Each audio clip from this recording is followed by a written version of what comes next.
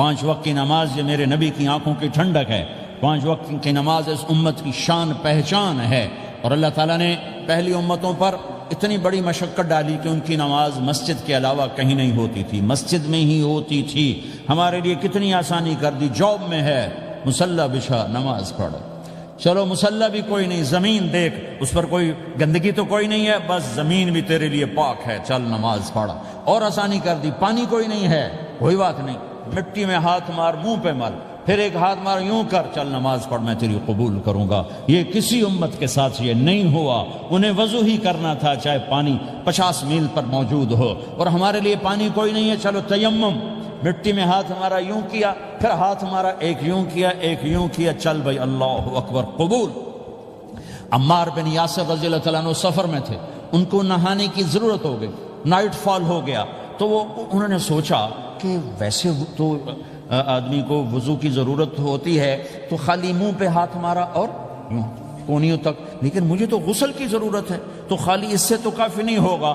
تو انہوں نے کپڑے اتارے، اکیلے تھے، ریت کے اوپر کبھی یوں لیٹے، کبھی یوں لیٹے، کبھی یوں لیٹے، 3-4 دفعہ یوں یوں اور یوں رول ہوتے ہوتے پھر انہوں نے نماز پڑھی۔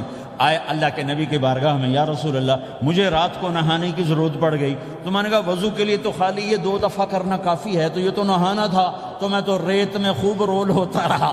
میرے نبی نے انما یکفیک ضربتان، ارے سیدھے بندے عمار، اس کے لیے بھی اتنا ہی کافی تھا کہ تو یوں کرتا اور یوں کرتا اور تو پاک ہو جاتا۔ اللہ نے اس نبی کے طفیل، اس محبوب مصطفیٰ صلی اللہ علیہ وسلم کے طفیل، اللہ نے کیا کیا سہولتیں اور آسانیاں ہمیں عطا فرمائی۔ پھر نماز 4 کی 2 رکعت کر دی کہ بھئی تم مسافر ہو 2 پڑھو، روزے میں سفر میں روزہ معاف کر دیا، بعد میں رکھ لینا، بعد میں رکھ لینا، قضا کرنے کو حکم، بالکل چھوڑنے کا نہیں۔ اور کہا کہ بھائی مریض ہو چھوڑ دو، مسافر ہو چھوڑ دو، اور نماز 2 رکعت کر دو، سنتیں چھوڑ دو۔ ابن عمر رضی اللہ تعالیٰ عنہ بیٹھے تھے تو انہوں نے 2 رکعت پڑھ کے بیٹھ گئے، تو ان کے خادم نے کہا سنتیں نفل نہیں پڑھو گے؟ کہا اگر پڑھنا تو 4 فرض پڑھتا میں، میرے اللہ نے معافی دے دی تو میں کیوں پڑھوں؟ میرے نبی نے سفر میں سنتیں نہیں پڑھی کبھی، اپنی امت کو سہولت دینے، فجر کی سنتیں 2 پڑھتے تھے، اس کے علاوہ سنتیں نہیں پڑھی تاکہ میری امت کو سہولت ہو، آسانی ہو۔ ایک دفعہ بارش ہو رہی تھی اور کوئی جگہ نہیں تھی نماز پڑھنے کے لیے، تو آپ نے اپنی اونٹنی کو آگے کیا اور اس پر بیٹھ گئے، بیٹھے ہی تھے، پیچھے صحابہ نے اونٹنیوں پر ہی صفیں بنائیں، اور یہ نماز اونٹنی پہ بیٹھ کر ادا کی گئی۔ بارش کے اندر نماز اونٹنی کے اوپر نماز بھی ہو گئی، رکوع بھی ہو گیا، سجدہ بھی ہو گیا، سلام بھی ہو گیا۔ پہلی امتوں کے لیے نہیں تھا، سجدہ ہی کرنا پڑے گا۔ یہ اللہ کے محبوب مصطفیٰ صلی اللہ تعالی علیہ وسلم کی طفیل، میرے اللہ نے ہم پہ فضل و احسان کیا، تو میرے نبی کی زندگی میں عبادات میں نماز سب سے اعلیٰ نظر آتی ہے، سب سے نمایاں نظر آتی ہے۔ اور پھر بازار میں، گھر میں، دفتر میں، ماحول میں میرے نبی کے اخلاق، یہ زندگی کا دوسرا روشن پہلو ہے۔ میرے نبی کی ساری زندگی 2 لفظوں میں آتی ہے، عبادت اخلاق، عبادت اخلاق، یا 2 اور لفظ، حقوق اللہ، حقوق العباد، حقوق اللہ، حقوق العباد۔ حقوق اللہ میں نماز سب سے اعلیٰ، اور حقوق العباد میں لوگوں کی برداشت کرنا، لوگوں سے درگزر کرنا، معاف کرنا، جھوٹ سے بچنا، دھوکے سے بچنا۔ میرے نبی سے پوچھا گیا یا رسول اللہ مسلمان کنجوس ہو سکتا ہے؟ ہم نے کہا ہو سکتا ہے۔ یا رسول اللہ مسلمان کمزور ہو سکتا ہے، بزدل ہو سکتا ہے، ڈرپوک ہو سکتا ہے؟ آپ نے کہا ہو سکتا ہے۔ یا رسول اللہ مسلمان جھوٹ بول سکتا ہے؟ آپ نے کہا نہیں، جھوٹ نہیں بول سکتا، جھوٹ نہیں بول سکتا۔ ہاں، الا لعنت اللہ علی الکاذبین، جھوٹوں پہ اللہ کی لعنت۔ اس لعنت کے ساتھ 400 پاؤنڈ بچا لیے، 4000 بچا لیے، 4 ملین بچا لیے، 4 بلین بچا لیے، 4 ٹریلین بچا لیے، ساری دنیا کو بچا لیا، اور اوپر اللہ کی لعنت پڑی تو اللہ کی قسم گھاٹے کا سودا ہے۔ اور سچے ہو گئے، سچ بولا، یہ میں 100 پاؤنڈ کماتا ہوں، لے لو جو لینا ہے اس میں سے، یہ میں 1000 پاؤنڈ کماتا ہوں، لے لو جو لینا ہے، یہ میں 50,000 پاؤنڈ کماتا ہوں، لے لو جو لینا ہے، کہ مسلمان کی زبان سے جھوٹ نہیں نکلتا، سچ ہی بولتا ہے۔ آپ تشریف لے جا رہے ہیں، ایک آواز ہے یا رسول اللہ، آپ نے یوں دیکھا، کوئی نظر نہیں آیا، پھر آواز ہے یا رسول اللہ، تو آپ نے دیکھا کہ ہرنی ڈیئر چھوٹی وہ کھڑی ہوئی، رسی میں بندھی، تو آپ نے کہا کیا ہوا؟ کہا جی آپ کا صحابی مجھے پکڑ کے لایا ہے، میرے چھوٹے چھوٹے بچے بھوک سے رو رہے ہوں گے، آپ مجھے چھوڑ دیں، میں بچوں کو دودھ پلا کے واپس آ جاتا، مجھے پتا ہے میرے اللہ کی تقدیر میرے بارے میں کیا ہے۔ تو آپ نے کہا اگر تو واپس نہ آئی تو پھر تو اس نے کہا مجھے اللہ جہنم میں ڈال دے۔ آپ نے اس کی رسی کھول دی، خود وہیں بیٹھ گئے۔ اس نے دوڑ لگائی اور پہاڑوں میں گم ہو گئے۔ تھوڑی دیر کے بعد وہ دوڑتی ہوئی آئی اور آ کے سر یا رسول اللہ میں حاضر ہو گیا۔ تو آپ نے اس کو باندھ کے وہیں آپ بیٹھ گئے نہیں۔ دیر کے بعد وہ صحابی آئے جنہوں نے اس کو شکار کیا تھا، پکڑا تھا، تو کہنے لگے ان کا یا رسول اللہ آپ یہاں کیسے؟ کہا میں ایک درخواست لے کر آیا ہوں۔ کہا کیا؟ کہ یہ ہرنی مجھے ہدیہ کر دو۔ کہا یا رسول اللہ سب کچھ آپ کا ہے، کہنے بس یہ ہدیہ کر دو۔ یا رسول اللہ حاضر۔ تو آپ نے اس کو لے کر رسی اس کی گردن سے نکالی کہ جا بچی اپنے بچوں کے پاس جا کے خوشی منا، سچ نجات دیتا ہے اور جھوٹ ہلاک کرتا ہے۔ ایک ہرنی جان کی بازی کھیل گئی سچ بولنے کے لیے، تم چند پونڈوں پہ جھوٹ بولتے ہو، ایمان کو برباد کر کے رکھ دیتے ہو۔ مسلمان جھوٹ نہیں بولتا، مسلمان دھوکہ نہیں دیتا، مسلمان کی زبان سے سخت بول نہیں نکلتا، کسی کو بے عزت نہیں کرتا، کسی کو کی بے اکرامی نہیں کرتا، کسی کا دل نہیں توڑتا، کسی کو ذلیل نہیں کرتا، خود سہتا ہے، اوروں کو خوشیاں دیتا ہے، خود دکھ سہتا ہے، اوروں کو راحت دیتا ہے، خود تکلیف سہتا ہے۔ یہ میرے نبی کے اخلاق ہیں، یہ میرے نبی کی زندگی ہے، اور یہ اسلام کا سب سے بڑا چیپٹر ہے اور سب سے مشکل چیپٹر ہے۔ جب میرے نبی نے لمبی نمازیں پڑھی تو اللہ نے روک دیا کہ میرے حبیب ما انزلنا علیک القرآن لتشقى، اتنی لمبی نماز نہ پڑھ کے تو تھک جائے۔ میرے نبی نے تبلیغ میں زور دکھایا تو اللہ نے روک دیا، فلتذهب نفسک علیہم حسرات، میرے نبی اتنا غم نہ کر کے آپ خود ہی آہیں بھرتے بھرتے آپ مر جائیں۔ میرے نبی نے مال سارا خرچ کیا، اللہ نے اس سے بھی روک دیا، ولا تبسطها كل البسط فتقعد ملوما محسورا، اتنا خرچ نہ کریں کہ آپ خود پھر دکھی ہو کے بیٹھ جائیں۔ خرچ کرنا بہت بڑا عمل، تبلیغ سب سے سارے عملوں کا سردار عمل، تبلیغ سے بڑا کوئی کام ہوتا تو اللہ نبیوں کو دیتا، اگر تبلیغ سے بڑھ کر کوئی کام ہوتا تو اللہ نبیوں کو دیتا، گشت سے بڑھ کر کوئی محنت ہوتی تو اللہ نبیوں کو دیتا۔ 950 سال نوح علیہ السلام گشتی کر رہے ہیں، اور اللہ کی مان لو، اتنا عظیم عمل کا میرے نبی درمیانہ نماز سب سے بڑی عبادت، میرے نبی درمیانہ کام، لیکن جب میرے نبی نے اخلاق اچھے کیے، دشمن کو معاف کرنا۔ تو ایک آدمی آپ سوئے ہوئے تھے، آپ کی تلوار لٹکی تھی، ایک آدمی آیا، اس نے آپ کی تلوار اتاری اور یوں ماری پسلی میں، آپ اٹھ کے بیٹھ گئے۔ اب وہ قتل کے ارادے کے لیے آ چکا ہے اور تلوار یہاں ہے، کہتا من یمنعک منی، اب بول تمہیں کون بچائے گا؟ تو آپ نے مسکراتے ہوئے کہا اللہ، تو اس کے ہاتھ سے تلوار گر پڑی، تو آپ نے اٹھا لی، آپ نے یوں سیدھی کی، اب تو بچا، تجھے کون بچائے گا؟ وہ کہنے لگا مجھے تو ہی بچائے گا، وہ تو اللہ کو جانتا نہیں تھا، کہا بابا مجھے تو ہی بچائے گا۔ تو آپ کہتے ہیں اس کا سر اڑا دو، یہ نبی کو قتل کرنے آیا ہے۔ میرے نبی نے فرمایا کلمہ پڑھتے ہو؟ کہا نہیں پڑھتا۔ کہا جاؤ معاف کیا۔ یہ میرے نبی کے اخلاق ہیں۔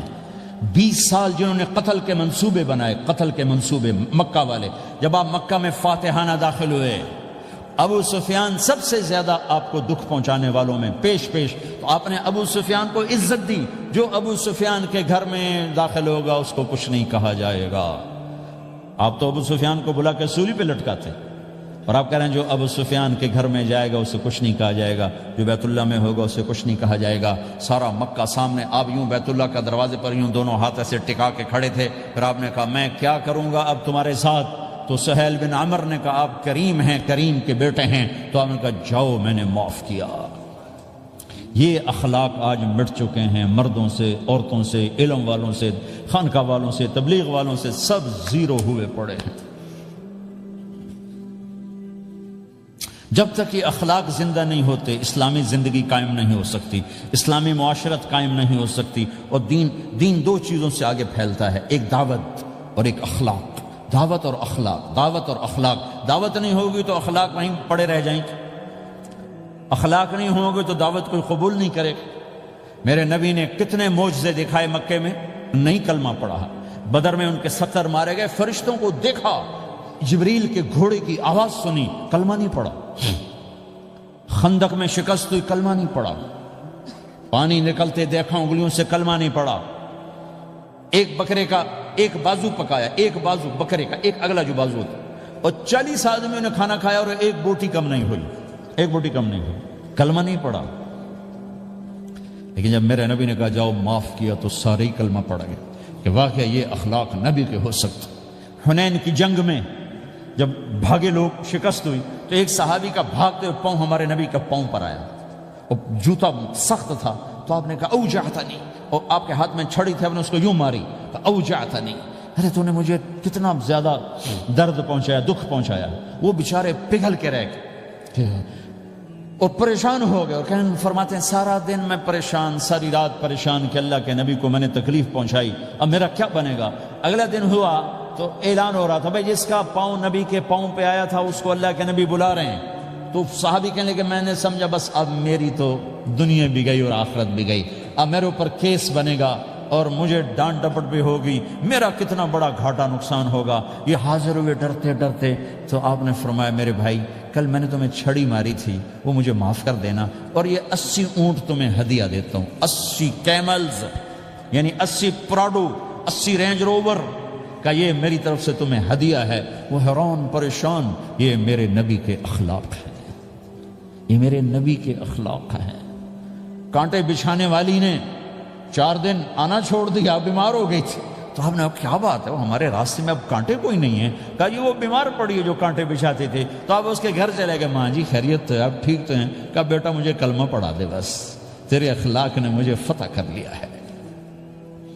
میرے بھائیوں یہ چیپٹر بھول چکے ہیں، بھول چکے ہیں، بھول چکے ہیں۔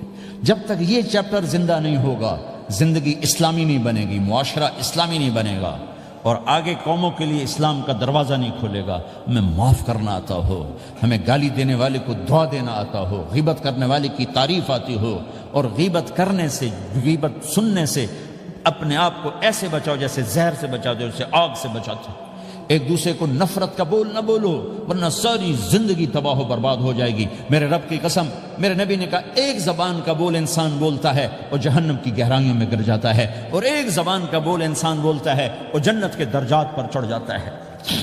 یہ زبان بہت طاقتور چیز ہے، میں ہر بیان میں اس کو دہرا رہا ہوں کہ جتنا یہ عمل ختم ہو چکا ہے اتنا کوئی عمل بھی نہیں ختم ہوا ہے۔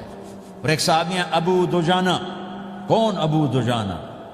السابقون الاولون من المہاجرین والانصار، اس میں پہلی صف کے صحابہ۔ کون ابو دجانہ؟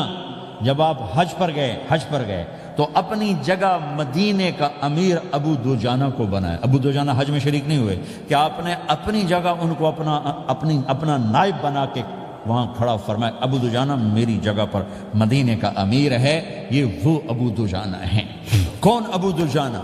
جو جنگ بدر سے لے کر آخری حج تک ہر سفر میں شریک ہیں، ہر سفر میں شریک ہیں۔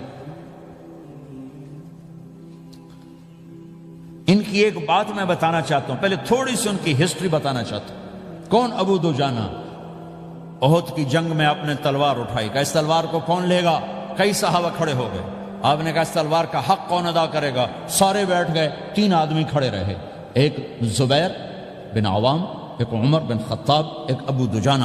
ان کا نام ہے سماک بن خرشنہ، سماک بن خرشنہ ان کا نام ابو دجانہ سے مشہور ہے۔ تو آپ نے تلوار نہ عمر کو دی، نہ زبیر کو دی، ابو دجانہ کو دی۔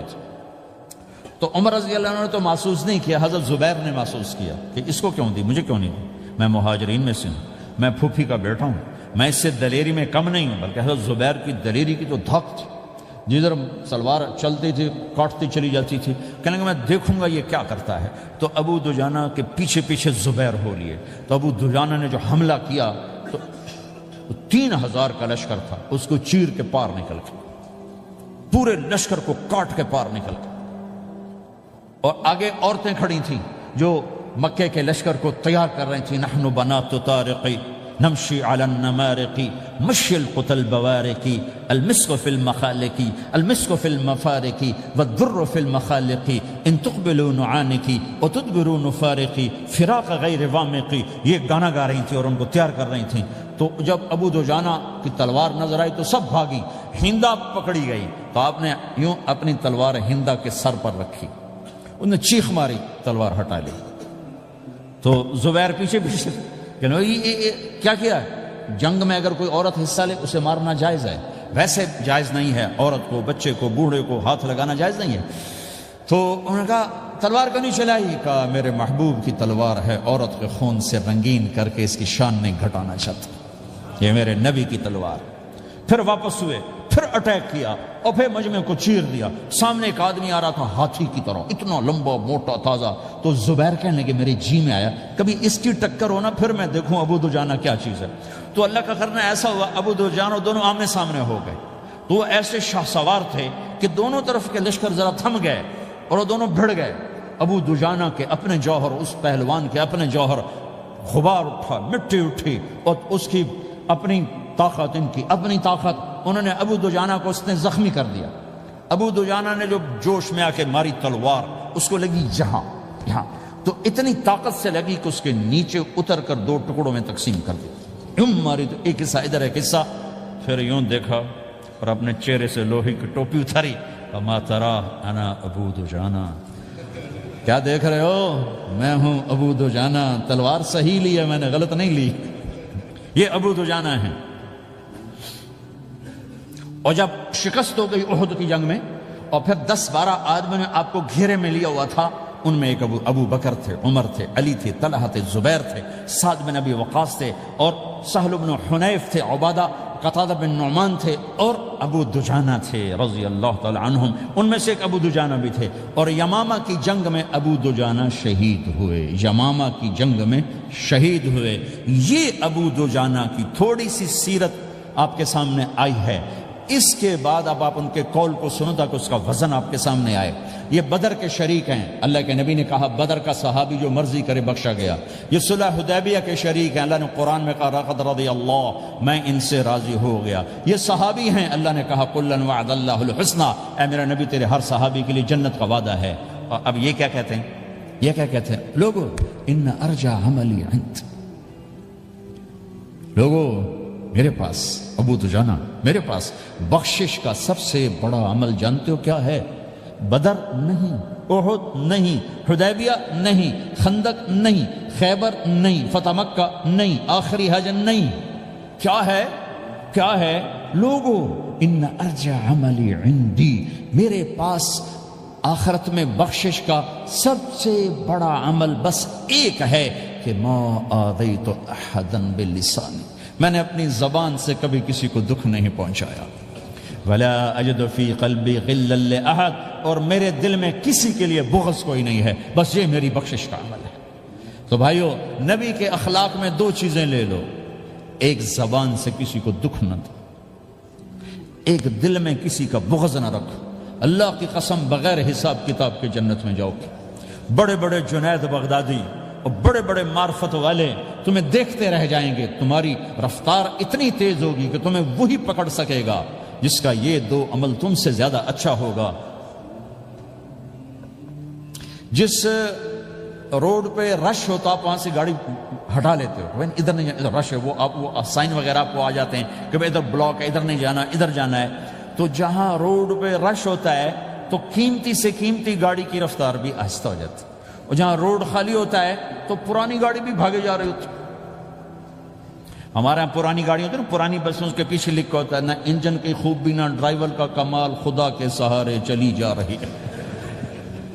اور جس کے پاس ایسی گاڑی ہو، نہ انجن کی خوبی نہ ڈرائیور کا کمال، تو اگر اس کو روڈ خالی مل جائے تو وہ تو مرسیڈیز والے سے پہلے پہنچے گا، رینج روور والے سے پہلے پہنچے گا، بینٹلی والے سے پہلے پہنچے گا، رولز رائس والے سے پہلے پہنچے گا، جو وہ تو پھنسی کھڑی اور اس کا روڈ ہی خالی ہے۔ تو میرے بھائیو، یہ میں ایک مثال دیتا ہوں، عبادات کی روڈ پہ بہت رش ہے، نمازی بے شمار ہیں، روزے دار بے شمار ہیں، عمرے والے بے شمار ہیں، حج والے بے شمار ہیں، اور تہجد گزار بے شمار ہیں، علماء بے شمار ہیں، حافظ بے شمار ہیں، ذکر والے بے شمار ہیں، بہت رش ہے، تبلیغ والے بے شمار ہیں، لیکن جو اخلاق والا روڈ ہے نا، یہ خالی پڑا ہے۔ اس پہ موٹر زوکی پہ چڑھ کے آ جاؤ تو سب سے آگے نکل جاؤ، سائیکل پہ چڑھ کے آ جاؤ تو سب سے آگے نکل جاؤ، کہ روڈ ہی خالی ہے، اخلاق کا روڈ خالی ہے۔